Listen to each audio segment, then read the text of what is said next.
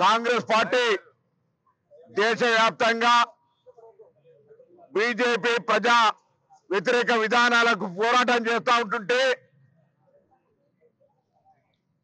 Congress party పెరుగుదల చూసి ఓర్వలేక అధినాయకత్వాన్ని ఇబ్బంది పెట్టాలని ఎప్పుడెప్పుడైతే కాంగ్రెస్ పార్టీ ప్రజల కోసం పోరాడుతుందో అప్పుడు అధినాయకత్వం పేరు మీద ఈడీ కేసులతోటి ఛార్జ్ షీట్ అనుకుంటూ రకరకాలుగా వేధింపులు చేస్తూ ఉంది.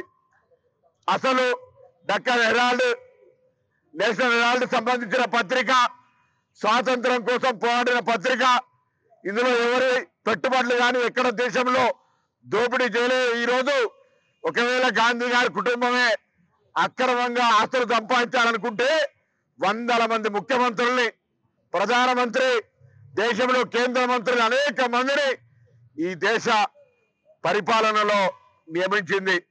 అటువంటి వాళ్ళు అవినీతికి పాల్పడాలనుకుంటే అసలు ఇలా దేశంలో ఎక్కడుందో అటువంటి పరిస్థితులలో ఆ కుటుంబాన్ని దేశం కోసం ప్రాణాలు అర్పిస్తే ఆ కుటుంబాన్ని బదనాం చేసే ప్రయత్నం చేస్తా ఉన్నారు. దాదాపు 80 సంవత్సరాల వయసు సోనియా గాంధీ గారికి. అటువంటి అమ్మను కూడా కావలసిన విచారణ పేజీ మీద వేధిస్తా ఉన్నారంటే ఎటువంటి రాక్షసత్వంతో వ్యవహరిస్తా ఉన్నారు ఆలోచన చేయండి. అలా ఈ తానేషాహి నై చలేగా నరేంద్ర మోడీ తానేషాహి అని ఇలా దేశం మొత్తంగా గాంధీ కుటుంబానికి సానుభూతిని వ్యక్తం చేస్తా ఉంది.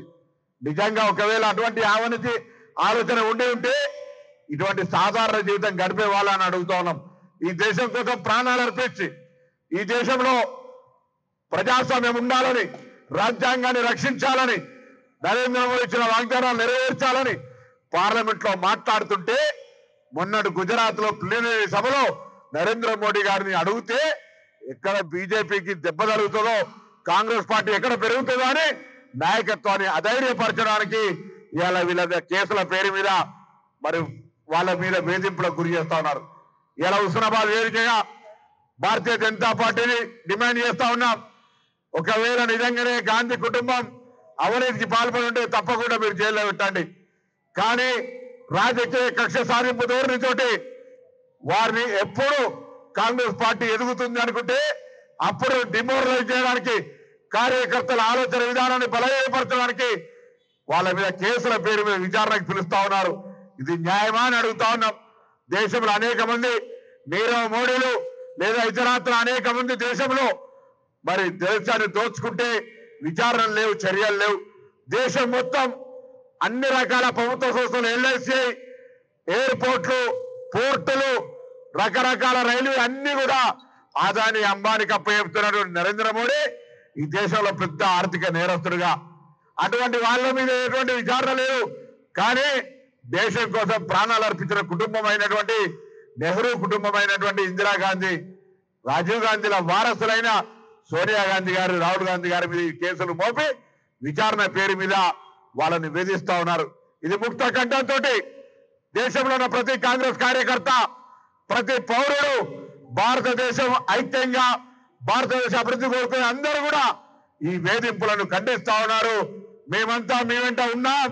రాహుల్ గాంధీ గారు, సోనియా గాంధీ గారు అధైర్యపడొద్దని ఈరోజు కాంగ్రెస్ పార్టీ యావత్ దేశం అంతా కూడా నినదిస్తా ఉంది. అందులో భాగంగా ఇలా హుస్నాబాద్ కాంగ్రెస్ పార్టీ నాయకత్వం అంతా రోడ్డు మీద ప్రజలకు ఇబ్బంది కలగద్దని ఈ ప్రభుత్వ వైఖరి నిరసనగా కేంద్రంలో ఏ విధంగానైతే ఈడీ ఎన్ఫోర్స్మెంట్ పేరు మీద ప్రతిపక్షాలను వేధించడానికి ఉపయోగిస్తా ఉన్నారో వాళ్ళ మిత్రపక్షాలు ఎన్ని అవినీతి చేసినా వాటిని మాట్లాడకుండా వేధింపుల కొరకే వాడుకుంటున్నటువంటి విధానాన్ని తీవ్రంగా ఖండిస్తూ రాహుల్ గాంధీ గారికి, సోనియా గాంధీ గారికి హుస్నాబాద్ కాంగ్రెస్ అండగా ఉందని మరి గట్టిగా ఒక్కసారి చప్పట్లతో తెలియజేస్తా ఉన్నా. మరిన్ని వీడియోస్ కోసం ఛానల్ ని సబ్స్క్రైబ్ చేయండి. లేటెస్ట్ అప్డేట్స్ కోసం వాట్సాప్ ఛానల్ ని ఫాలో అవ్వండి. ఆ లింక్ డిస్క్రిప్షన్ లో ఉంది.